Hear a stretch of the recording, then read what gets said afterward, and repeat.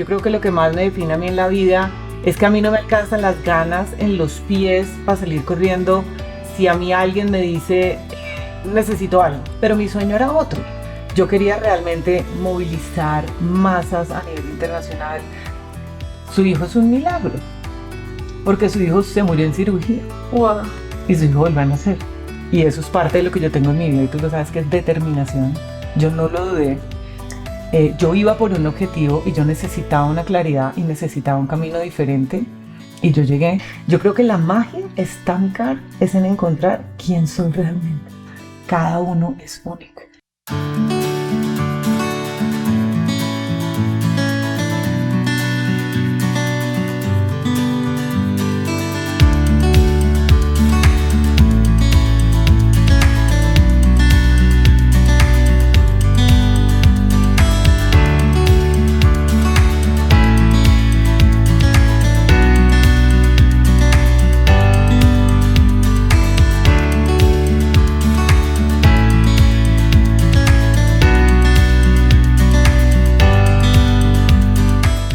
Hola, nuevamente bienvenidísimos a Almas Luminosas, este podcast hecho con una única finalidad: mostrar la presencia de Dios aquí y ahora a través de almas luminosas maravillosas.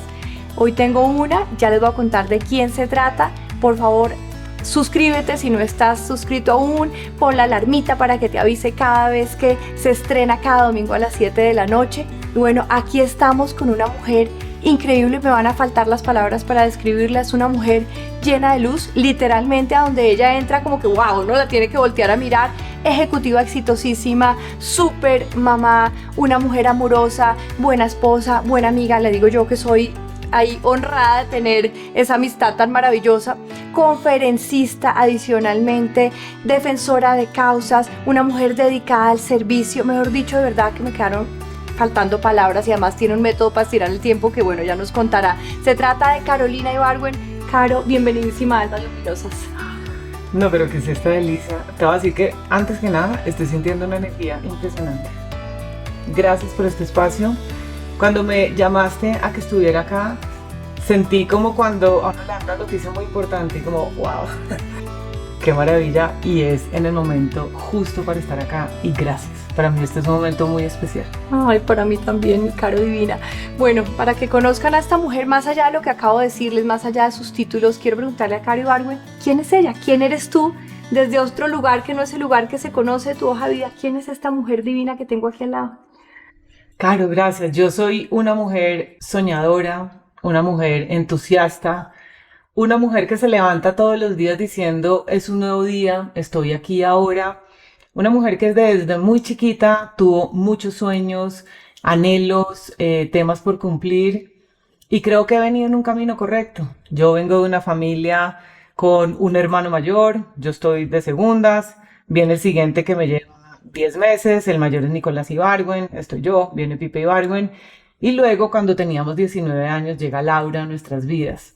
Vengo de una familia de papá y mamá, siempre viviendo juntos, con una parte muy cachaca, la otra muy paisa, entonces obviamente como con dos culturas allí bien interesantes, y con historias además que uno va viendo en la vida que lo va reconectando con este amor al servicio, a la vida, a la naturaleza, al dar y a ponerse la 10. Yo creo que lo que más me define a mí en la vida es que a mí no me alcanzan las ganas en los pies para salir corriendo si a mí alguien me dice necesito algo. Yo sé, soy testigo. Y yo me pongo la 10, o sea, a mí es como, no importa, tienes que ir y necesito una conexión con Obama, y yo voy a buscar la manera de navegar y llegar, porque se convierte en un reto en mi vida. Y ha sido como ese reto desde muy chiquita de lograr hacer cosas por los demás y para los demás. Y esto nace desde esta tribu que es la familia de uno. Y cuando nosotros éramos chiquitos y con mis hermanos teníamos que hacer cosas, o yo tenía que además guerrearla para que estos dos no me bullearan o me pegaran, pues era mirar cómo lo hacíamos y cómo hacíamos cosas en conjunto. Y yo creo que es a partir de allí donde nacen cosas, donde nacen fuerzas. También cuando yo veía la dinámica de mi casa, de mis papás, dinámicas que uno va entendiendo en este, obviamente, transcurrir de la vida, de cosas que a uno le gustan o no le gustan, y realmente uno cómo se iba acomodando y cómo nosotros tres, como una fuerza unida impresionante, nos íbamos uniendo a algo que era cómo nosotros vamos a sortear esto, que finalmente uno ve unas situaciones de adultos que no le corresponden y queríamos realmente involucrarnos allí, y cómo nosotros tres a través de otro mundo nos íbamos encargando de entender cosas externas. Y también tuvimos una posibilidad porque gracias a mis tíos vivíamos un mundo muy outdoor, muy de deporte, de salir a caminar, de entender la naturaleza, de respetar la naturaleza y los animales. Y yo creo que a partir de allí es de donde nace también todo este tema mío, de ese servicio, de querer estar en comunidad y de siempre querer oír las historias de los demás, que yo creo que hoy por hoy es de algo que me nutro muchísimo. Bueno, vamos a hacerle doble clic a varias cosas porque ahí nos pasó por encimita, pero bueno, gracias. De hecho, con los hermanos hace poco estuve con Pipe Ibargüen, el hermano de Caro, un ser humano extraordinario, súper recomiendo, hace unas cosas espectaculares en una casa de Medellín para los que les gusta entrar al interior. Y Pipe dice, no, es que uno jugaba chiquito con Caro, jugaba al banco. Uno era el cajero, los hermanos eran los cajeros, ella no, ella era la presidenta del banco. Mientras los demás nos daban, no sé, la mesada y salíamos corriendo a gastarla en dulces, ella ahorraba y ella siempre tenía plata. Entonces ella desde chiquita fue creando su futuro.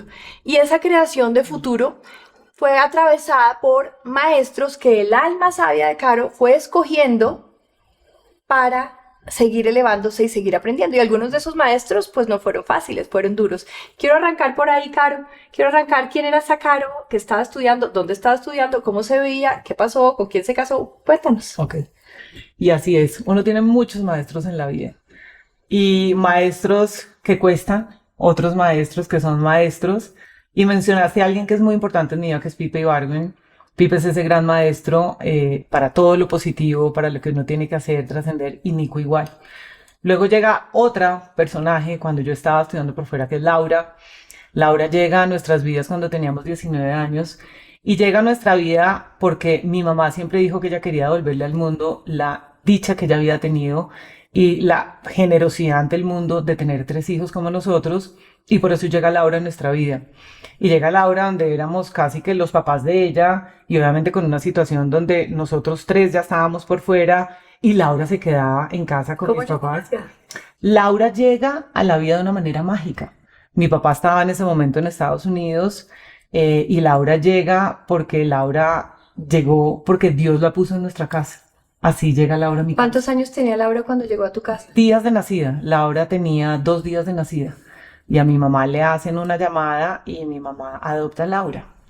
Y Laura es un personaje que vino a enseñarnos el amor puro, vino a enseñarnos la empatía ante el ser humano, el entendimiento de todo lo diferente, el pensamiento distinto, y vino a enseñarles a mis papás que hay muchas otras posibilidades en el mundo y otras maneras de lograr amar.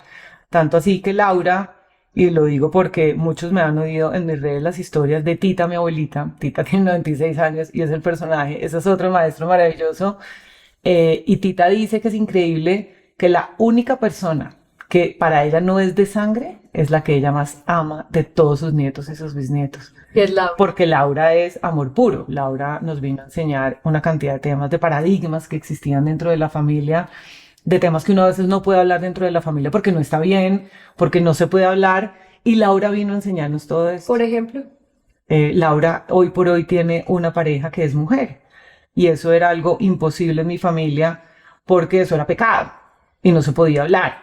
Y la misma Tita pues es una persona, cuando Nicolás Ibargüen, mi hermano, vivía con su novia, Tita no podía ir a la casa de Nico porque eso era pecado. Entonces Tita iba a donde el cura de la iglesia le decía, voy a ir a almorzar a la casa de Nico mañana. Y el cura le da permiso para Tita ir. Entonces una cantidad de cosas que realmente es de una formación que uno dice no puede ser. Y llega semejante personaje a enseñarnos que el amor es, que el amor existe y que yo te voy a aceptar como tú eres y tú vas a hacer lo que tú eres feliz.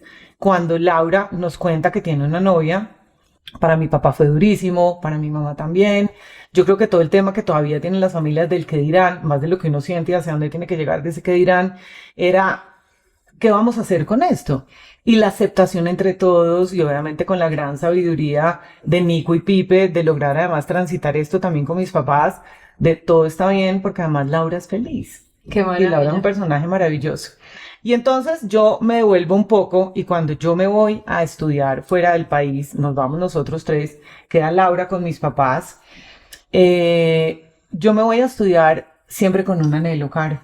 Yo desde muy chiquita, y como bien te contó Pipe, mi hermano, yo siempre soñé ser la gran gerente, la gran maestra, la gran CEO del mundo. Yo quería hablar 7 idiomas. Yo llego a Europa hablando inglés y español, y entonces obviamente aprendí francés, pero mi sueño era otro.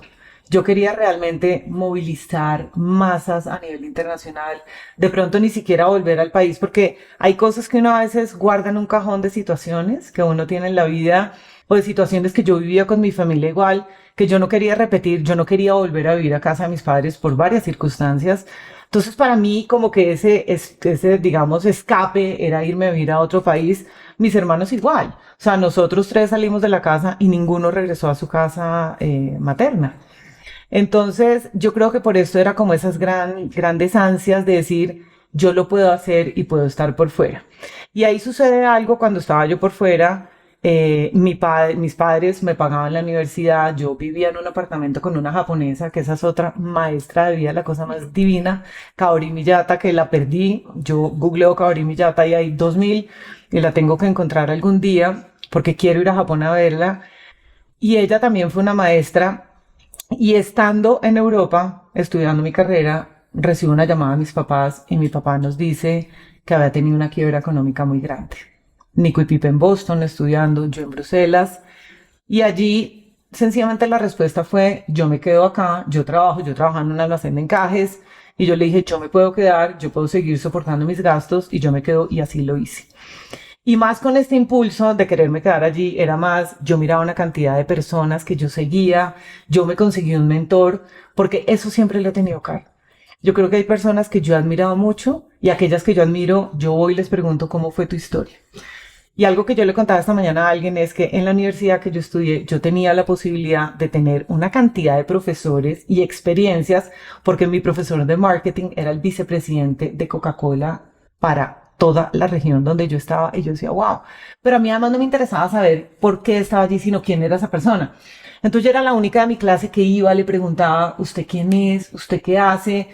Ni siquiera usted cómo hizo para llegar acá, sino usted en qué se formó, qué aprendió, quién fue su mentor, quién fue su guía, porque eso era lo que yo quería hacer. Y era extraño porque ninguno de mis compañeros de estudio les interesaba eso. O sea, yo era como un perro a cuadros, yo le hablaba a todo el mundo, yo preguntaba todo, pero era por nutrirme de todas esas historias y de saber todo. Y al final del día era simpático porque la gente decía, ¿y esta por qué quiere saber de la vida del otro? Pues para aprender, para saber cómo hace para llegar allá. 100% también. Yo me hice periodista para poderle preguntar a cualquiera lo que quisiera para saber todo. Y yo creo que ese era el camino. Sí. Y entonces, ¿qué pasó allí?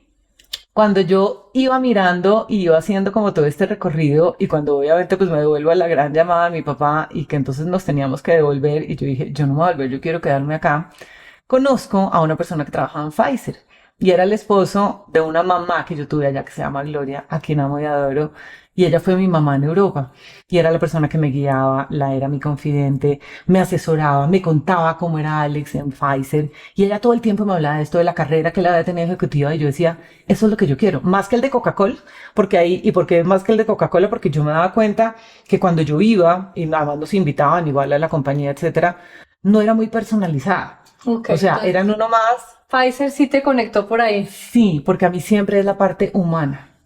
O sea, para mí las marcas está bien, pero ¿cuál es la parte humana que está detrás? ¿Quiénes esos líderes? Claro. ¿Cómo son los líderes? ¿Qué hacen? ¿Qué es lo que a mí me ha movilizado toda mi vida? Entonces, yo me fui por el lado de Pfizer y Alex era el que me contaba, me decía, y ahí entra el primer reto de mi vida, donde me dicen, hay una oportunidad para que tú te puedas postular a Pfizer, son 200 personas los que se pueden postular, pero solo hay una vacante. Tú no eres francoparlante. Yo decía, bueno, pero yo puedo estudiar y yo puedo hacer el trabajo para podérmelo ganar. Para hacer la historia corta, Caro, yo me regreso a Colombia de vacaciones, mis hermanos seguían en Boston, yo me venía a Colombia con mis padres, llego a Colombia y aquí es donde ya viene el siguiente maestro. todo lo que yo me había soñado toda mi vida, que yo no quería volver acá, que yo quería estar allá, que yo quería hacer una carrera súper exitosa, que yo quería ser reconocida el día de mañana porque había sido una persona que había transformado, que las barreras que siempre habíamos hablado de las mujeres y obviamente todos estos techos de cristal donde estaban, pues como ya conociste mi historia de niña, yo no los tuve. Yo lideré a mis hermanos toda la vida, yo fui gerente desde chiquita, tuve que liderar otras situaciones personales en mi casa por mi papá y mi mamá. Entonces yo creo que yo decía, yo quisiera ser como esa referente mujer que logra liderar desde el ser, mirar las historias de las personas, hacer transformaciones, y eso era lo que yo quería, en lo que realmente era mi mente hacia donde quería. Pero había otro destino para mí. Entonces viniste a Colombia y conociste a... El papá de Felipe, mi hijo. Conozco al papá de Felipe, mi hijo, un personaje que me lleva, pues sí, todavía vive 11 años y yo tenía 23 años. Con una carrera exitosa, llegó acá, me llega la carta de Pfizer y yo me gané el puesto de Pfizer. Y ese era mi mayor goal en el mundo, era ese. Cuando yo recibo esto me llama el director de la universidad porque para ellos también era un triunfo muy grande. Claro. O sea, era el puesto soñado. Y mujer en esa época, además no era francoparlante, uno de 200, wow. Y entonces, ¿y qué pasa aquí en Colombia? ¿Qué pasa aquí en Colombia? Este personaje se obsesionó conmigo literalmente. Yo nunca había sido, yo creo que tan grosera con una persona, lo dejé metido, yo no salía, nada. Fin de la historia, yo me devuelvo para Bruselas, él habla con Cabri Villata, llego yo, un apartamento lleno de flores de la cantidad de días que nos habíamos conocido, y me empezó como a generar un tema de enganche con él, pero tanto así, Caro, que a los pocos meses yo me devolví y yo me casé a escondidas con él. O sea, yo me casé la primera vez a escondidas, fuimos a una notaría con ¿Tú te enamoraste? No, yo no creo, Cari. Yo creo que era un tema ¿De otro durar? tipo o de dependencia, pero no sé. Era como que si vuelvo a Colombia, yo ni siquiera volver a la casa de mis papás. No sé, o yo no sé si en ese momento deslumbre, aunque deslumbre, no sé. Yo hoy sé, digamos que hoy sé que él fue ese portador para yo traer a Felipe a la vida. Clarísimo que tu alma te lo puso ahí Sí. para eso. Pero bueno, volviste a Colombia, entonces dejaste tu megapuesto en Pfizer por él. ¿Te casaste a escondidas? Me casé a escondidas, ya después fue la gran fiesta, 200 invitados, vestido blanco, todo, y lógicamente pues lo que no empieza bien, no termina bien. Una persona que yo hoy por hoy entiendo también una cantidad de carencias que tuvo, nunca obviamente se trabajó a él, y aquí hago paréntesis, y yo creo que yo soy hoy quien soy por todo lo que yo me he trabajado, y se lo digo a Felipe, mi hijo, y a todo el mundo. Usted antes de pedirle la hoja de vida a la niña con la que vaya a salir, y por eso se los digo a todos nos tenemos que trabajar. Y yo creo que uno tiene que mirar esa hoja de vida de cuántos procesos personales ha hecho usted en su vida. Y yo creo que él, pues obviamente ni se los ha hecho hoy por hoy y carece de muchas cosas, pero fue esa persona que llegó a mi vida para traer a Pipe. Clarísimo. O sea, y punto. Pipe además es otro gran maestro Él en tu es vida. el maestro más grande que yo tengo. Para cerrar, ¿qué pasó con el papá de Pipe? Chao, se desapareció, brilló por su ausencia. Es que ni el día del nacimiento de Pipe estuvo conmigo, él llegó después. Su único tema en la vida es su trabajo, realmente, y era tener plata y una cantidad de cosas. Es una persona súper entusiasta, tú lo conoces y es fascinante hablar con él, inteligente a más no poder, pero su mundo es un mundo de negocios, de otra cosa. Él está no en el ser, sino en el hacer, y yo estoy en el ser. Entonces digamos que ahí pues obviamente no íbamos a complementar nunca.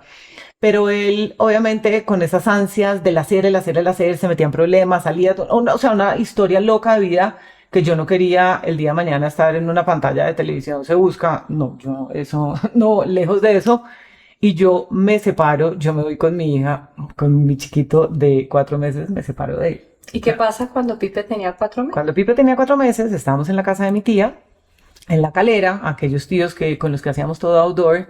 Y estábamos en la cocina de la casa, yo tenía a Pipe cargado, tenía 4 meses, y en esas pasa mi hermana, Laura, 7 años, y mi mamá me dice, déjasela cargar a Laura, nunca lo ha cargado, déjaselo cargar. Entonces yo se lo pongo a Laura acá, Laura va a caminar, Laura lo tenía perfecto, era caminar una distancia muy corta, pero estábamos en baldosa de cocina, y en esas, sin querer queriendo, otra persona se sienta, cruza la pierna, pues normal, pues va a sin querer queriendo, le hace zancadilla a Laura, y se cae Pipe al piso. Se cae Pipe al piso. Cuando se cae Pipe al piso suena como una bomba, ¡pum! Wow, yo La cojo cabeza del la bebé. cabeza del bebé. De una altura de una niña de 7 años, pues cae al piso, suena terrible. Yo agarro inmediatamente al niño y yo dije, el niño no está bien. El niño no está bien. Y ahí empiezan a pasar cosas extrañas, Caro. En ese momento, hace 24 años, la vía La Calera la estaban arreglando. Y solo había un carril. O uno que bajaba o uno que subía, ya está. Yo me monto en el carro a manejar, yo agarro al niño y yo digo, el niño no está bien. Obviamente se montan al carro mi mamá, mi papá y mi abuela Tita y yo. Y Pipe. Yo me subí sin nada, sin pañalera. La pañalera creo que fue lo único que yo llevé. Y yo le entregué a Pipe una maraquita que él siempre tenía. Y a mí me impresionaba porque desde los 2 meses él cerraba sus manos. Cuando yo le entrego a Pipe la maraquita y él no puede cerrar, yo supe en mi corazón que él estaba mal. Yo lo monté en el carro, mi mamá empieza a gritar y a mí esto me altera mucho. O sea, yo soy muy tranquila. Sí. A mí el grito, la cosa, yo no. Yo soy tranquila. Yo les dije, por favor, calma. Hay que ir como hablándole al niño que no se nos vaya a dormir. Yo voy llegando a la cúspide, como ya después del peaje de Patos para empezar a bajar, y cierran la bajada. Y yo dije, angelitos, tienen que abrir el camino. Y empiezo yo en ese carro a pitar con las luces de emergencia. Además era terrible porque es que había abismo. Claro. O sea, no había manera. Y empiezo yo a bajar como una loca, Caro. Yo no sé cuánto tiempo me demoré en bajar. No sé cómo esquivé los carros porque era... Yo creo que físicamente era imposible porque es que habían cerrado la bajada. Era un solo carril de bajada y tú ibas bajando. Y esto era Los abismo. ángeles de la mano, Caro. Sí, y yo iba bajando como una demente. No sé en cuánto tiempo llegué a la clínica. Yo no frené en el semáforo de la séptima. Eso lo tengo presente. Yo pitaba como una desquiciada. Mi papá me acuerdo que hacía así también con las manos. Y el niño se nos iba durmiendo. Y lo único que yo le decía a mi mamá es, el niño no se puede dormir. Llegamos a la clínica del country y aquí viene algo que a mí me pasó, que yo creo que es la única vez que yo experimentaba algo así. Yo entro por la clínica y la clínica era no la que conocemos hoy, es decir, sí es la que conocemos hoy, que está en la 15, pero es diferente la manera por la que uno entraba a la clínica de niños. Cuando yo voy a entrar, había una gran recepción aquí enfrente, esa imagen nunca la voy a olvidar en mi vida, era un lunes festivo, 24 de mayo del 2000. Y llego a la clínica, yo con mi niño cargado y estaba un portero allí y una persona allí y me dice que viene, le dije, tengo una emergencia, el niño se me cayó. Ok, pero para entrar necesito el registro.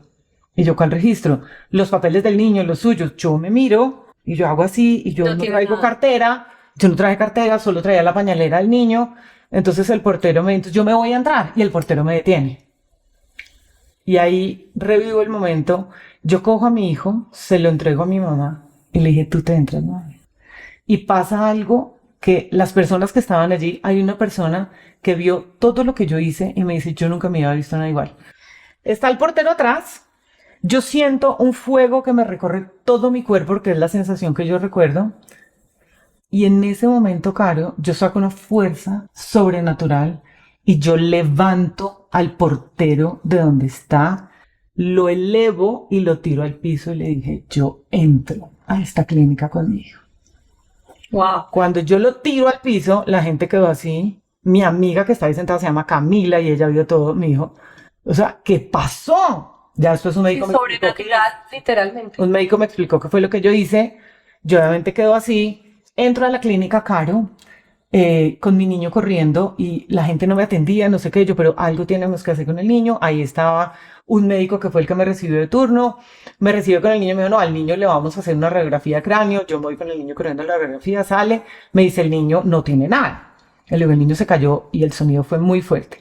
Llamo a mi pediatra, quien estaba en Anapoima, no voy a decir el nombre porque no quiero con ese señor ahí, sí, verdad, yo lo perdoné, pero fui y le dije lo que le tenía que decir allá, porque la voz del pediatra es, yo estoy en mi fin de semana en Anapoima, de 1000 caídas una es grave y por favor cálmese. Le dije, mi hijo no está bien. ¿Y tú sabías? Yo sabía que el niño no estaba bien. Y en esas, el médico que me atiende en la clínica del country me da de alta. Cuando el médico me da de alta, Pipe es un niño que además, con una cara así, con unos ojos así, era gordo, regordete y tomaba tetero a 2 manos. Y era gordo, nunca tuvo reflujo y nunca se vomitó. O sea, yo le sacaba los gases como hacíamos todas las mamás y este niñito perfecto y se podía tomar otro tetero sin ningún inconveniente. Y estábamos sentados allí en la camilla con mi mamá cuando de repente este niño, Caro, vomita. Pero esto fue una ráfaga. Y yo dije, ¿qué es esto? Yo tenía la orden de salida de Felipe en la clínica. Y yo le dije, mamá, yo no me voy, mami. Esto está muy raro. El niño no está bien, el niño no está bien. Y en la camilla de al lado había una chiquita que se llama Laura. Y Laura tenía la válvula de Hakim y ella no estaba bien. Y la mamá de Laura me dijo, o sea, tú ya llamaste a un neurocirujano pediátrico. Yo no tenía ni idea ni que era un neurocirujano. No sabían, es decir, yo no sabía ni que yo hubiera necesitado un neurocirujano para Felipe. Entonces yo me voy a donde la enfermera jefe y le digo, ¿ustedes llamaron a un médico que atienda a Felipe? Y me dijo, no, Carolina, ya se le hizo los exámenes y usted está, o sea, quien la está atendiendo a usted es el médico tratante acá, el pediatra, y el médico le dice que se puede ir. Y yo no voy a ir al equipo. Y ahí sucede el primer milagro. Bueno, como el tercero, porque Sí. ya llegaste a la clínica, pasaste el portero, te metiste. Me metí. Y ahí llega el tercero, estábamos allí, y llega un señor, no, yo lo veo todavía como un ángel del cielo, y llega él, viene a ver a Laura. Laura está en esta camilla y Felipe está en esta camilla. Él entra por esa puerta a ver a Laura. Sus ojos se fueron inmediatamente a Felipe, que estaba con este pajarito de este color. Cuando él llega, él lo único que hace es, con un vozarrón, ¿quién es la mamá de este niño? Y le digo yo, quítese el saco, pero muy ofuscado. Y yo hago así, entonces yo me quito el saco, él viene y pone mi mano contra la cara de Felipe, Que se ve azul. verde muerto, Dios mío. y empieza este señor a gritar, código rojo, código todo. Y empieza esta señora a gritar y yo inmediatamente le digo, ¿usted quién es? Y me dice, soy Fernando Jimeno, neurocirujano y neurocirujano pediátrico. Y su hijo está muy grave y empieza a gritar. Esto se revolucionó la clínica. Mi mamá empieza a gritar al lado, yo cállate por favor, cállate por favor. Nunca vio a Laurita, o sea, la chiquita que estaba al lado jamás la vio. Le digo, yo tengo los papeles de salida de mi hijo. Fernando Jimeno los coge. Esto es negligencia médica.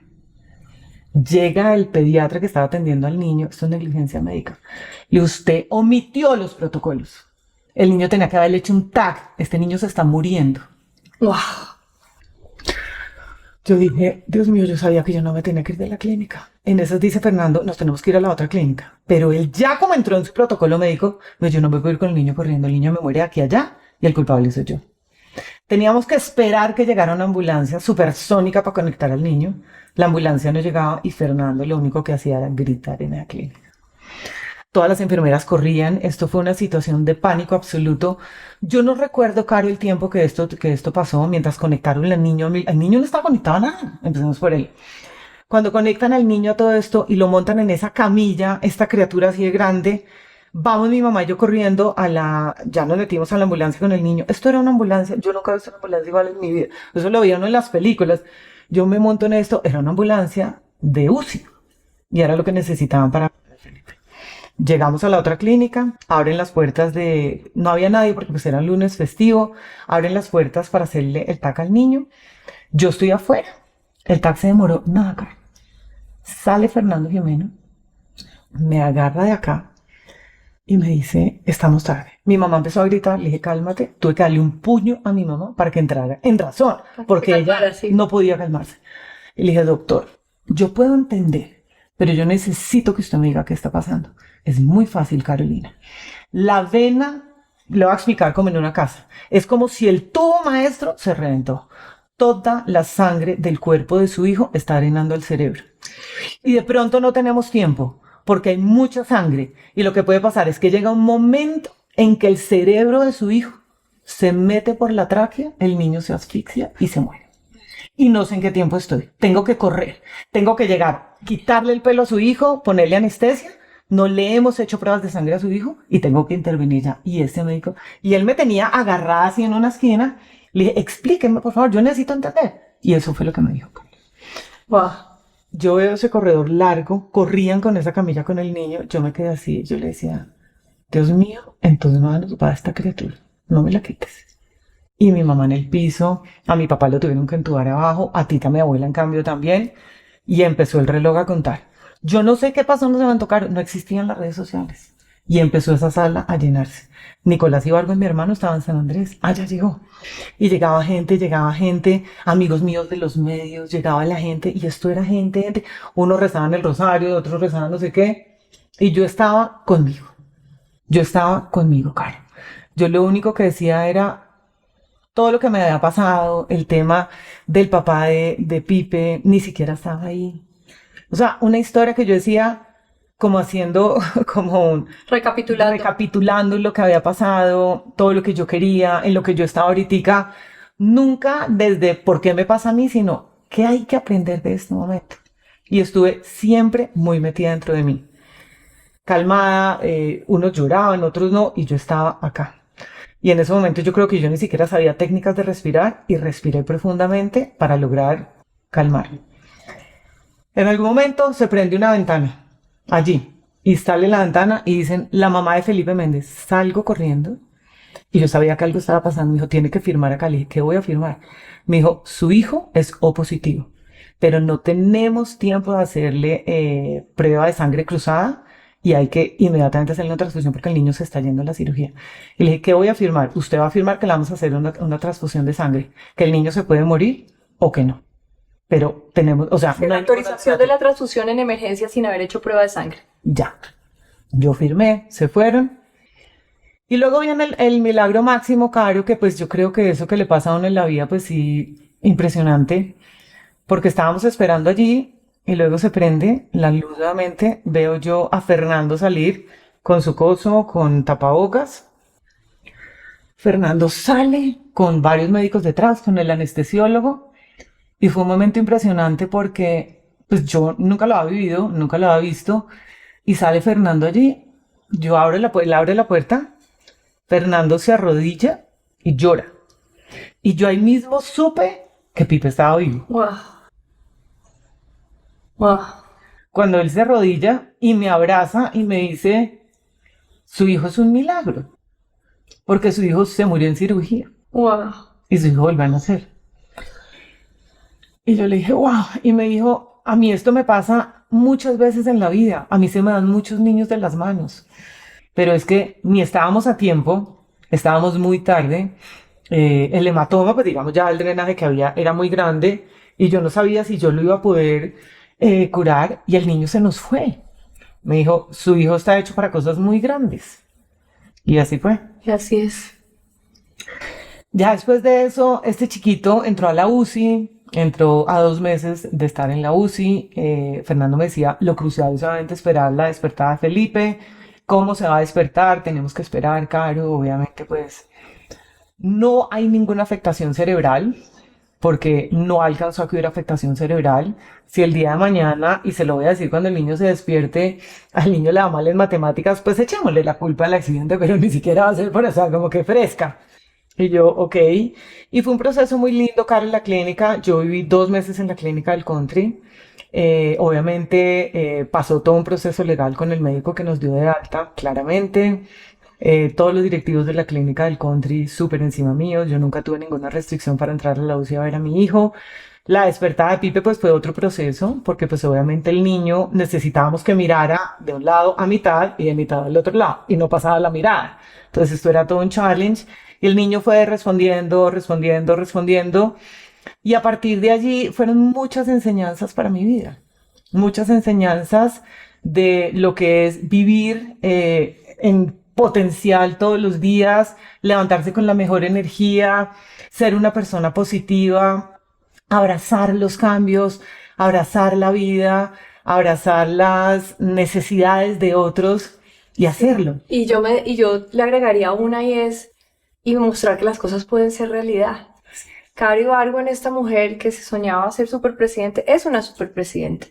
Caro Ibargüen, esta mujer que se soñaba servir al mundo, sirve al mundo. Caro Ibargüen, esta mujer ha tenido también otros maestros. Yo quiero contar algo que yo presencié con mis propios ojos. Yo hacía un retiro intensivo los fines de semana que se llamaba Forja. Y pasaron 2 cosas que yo pues realmente no tengo que decir. Fue muy impresionante. Hacíamos un ejercicio con los ojos vendados en un campo enorme y en algún punto del campo se escondía lo que llamábamos el dulce de la felicidad, una canastita de chocolates. La gente con los ojos cerrados no tenía ni idea de dónde estaban y solo tenían que seguir su corazón con los ojos cerrados, sin ningún estímulo, a ver si el corazón los llevaba a algún lugar donde pudieran estar los chocolates. Lo hicimos muchas veces, con mucha gente. Nunca en la vida vi esto que les voy a relatar de Carolina Ibargüen. Vendamos los ojos, comenzó el ejercicio y esta mujer se paró y caminó certeramente en la dirección exacta hasta llegar al dulce, como si Dios mismo la llevara de la mano, como si un ejército de ángeles la guiaran. Llegó directo al dulce de la felicidad. Caro, ¿qué te dice eso a ti? Para mí Forja fue un momento impresionante. A mí alguien me dice, de todo lo que yo he hecho en la vida, es Forja. Forja fue un regalo, Caro, que yo te lo dije siempre, increíble, de tener ese niño interior presente, de no cargarme maletas de nadie, de realmente buscar para qué vine a esta vida, de mirar el propósito y de encontrar esa magia que hay dentro de mí. Ese día fue muy impresionante. Yo tenía una petición en mi corazón muy grande, que Caro lo sabe, y es relacionado además igualmente pues con Pipe, mi hijo, con mi familia, con la situación personal de mi familia. Y yo tenía una carencia y tenía algo que yo venía buscando. Y ese día, después de todo lo que pasaba en Forja, porque además todo lo que nos pasaba en Forja era, cada vez llegaban mensajes. Uno iba por una respuesta y todo lo que te llegaba era más impresionante. Yo hoy por hoy tengo mis cuadernos y yo los leo y yo digo, wow. O sea, solo gratitud contigo y por haber creado Forja, porque Forja, la expansión que a mí en lo personal me dio Forja fue increíble. Yo vengo buscando además mi paz y mi salud mental desde que soy chiquita. Yo me he capacitado, yo me certifiqué como coach ontológica en PNL. ¿Qué no he hecho en mi vida? Y sigo en el camino. Y se aparece Forja y yo fui la primera en llegar a Forja, obviamente. Y los aprendizajes, pero ese día en especial yo tenía un tema en mi corazón que me dolía. Y me dolía mucho. Y fue impresionante porque yo cerré los ojos, además te dan vueltas con los ojos completamente vendados, no hay por dónde ver porque te tapan por aquí, te tapan por acá. Son varios antifaces. Sí, son varios antifaces, tú no ves, te dieron vueltas y yo en ese momento solo seguía la voz de Fred y yo decía, yo quiero saber que existe, que sí es posible tener todo el tiempo como nos lo dice Nati Barón. Yo quiero esa certeza hoy. Y yo quería sanar algo que me venía doliendo mucho. Y yo quería encontrar ese camino. Y no me pregunten qué pasó. Y es como esa fuerza sobrenatural que yo sentí cuando levanté a ese portero. Y ese escalofrío dentro del cuerpo que yo sentía. Porque además quien me estaba dando la mano, ella me decía, estás helada, Kyle. Yo le decía así. Y dimos vueltas. Y de repente yo recuerdo muy bien el momento. Mi cuerpo estaba girado así. Y yo dije, por allá no es. Y yo misma recalculé y me fui así. Y yo me fui derecho. Yo estaba viéndola, yo decía, no puedo creer que está haciendo Carolina Ibargüen caminando derecho al punto. Pero más sin titubear, no así, porque todos uno ciego y uno es como así. No. Yo sentí que ese era. Yo nunca dudé. Y eso es parte de lo que yo tengo en mi vida. Y tú lo sabes que es determinación. Yo no lo dudé. Yo iba por un objetivo y yo necesitaba una claridad y necesitaba un camino diferente. Y yo llegué.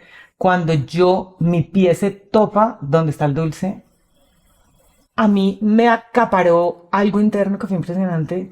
Yo creo que tú nunca en la vida me has visto llorar así.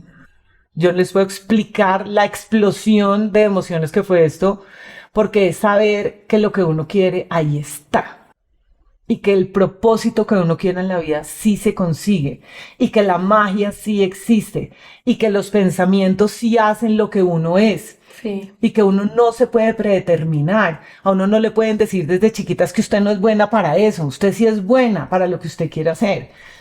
Y yo creo que fue ese momento que a mí me dio la luz para todo lo que venía.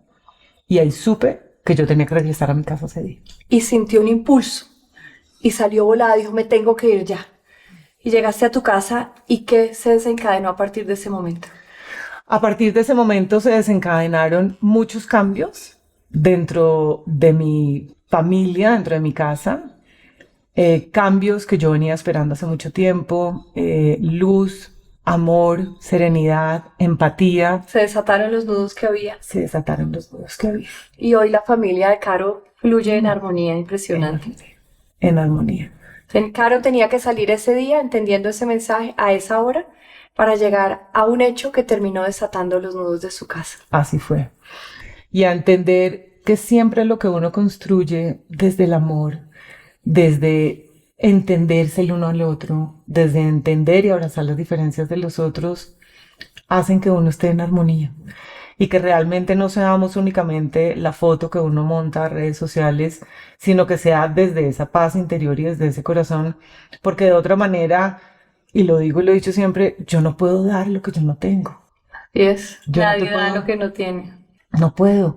Y yo soy una persona que no me sé disfrazar de esa manera. Yo soy auténtica. Totalmente. Yo no llego acá si yo no quiero estar acá. Y yo no te voy a dar un abrazo si yo no lo siento. Y yo creo que esa autenticidad, pues yo la aprendí desde muy chiquita, desde situaciones, vuelvo y digo, que me pasaron, que tenía que ser muy auténtica. Y muchas veces personas o que te quieren venir a abrazar por algo, no lo hagas. Que al final del día no tienes por qué. Esa es la L de Elite, ¿no? La L de la libertad de ser quien soy. Así, auténtica.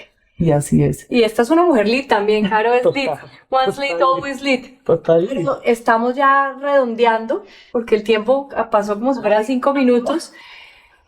Otro hecho, y con esto quiero pasarle allá la palabra, te la quiero pasar para que des el mensaje final. Otro hecho absolutamente impresionante fue que en Forja, este retiro, ya no hay más Forja, pero voy a hacer un nuevo retiro el otro año. Vayan, por favor. Una de las cosas que enseñamos era en el nivel avanzado a hacer magia, y una de las pruebas de que la magia existe y que se puede hacer magia es que triple vendaje, y aprendimos en un entrenamiento con el doctor Santiago Vilés a ver con los ojos cerrados. Bueno, esta mujer, no les quiero contar, o sea, triple vendaje, siguiendo la técnica, leía con los ojos cerrados. Esto es posible hacerlo en niños chiquitos, se entrenan y pueden leer con los ojos cerrados, incluso sin abrir el libro, porque no vemos desde los ojos, vemos desde otro lugar. Pero esta mujer, a su edad, grandecita, leía de corrido, completaba dibujos de corrido, hacía cosas que solo podemos hacer con los ojos abiertos y concentrados. ¿Qué te dice a ti eso, Caro? Que puedo lograr lo que quiera.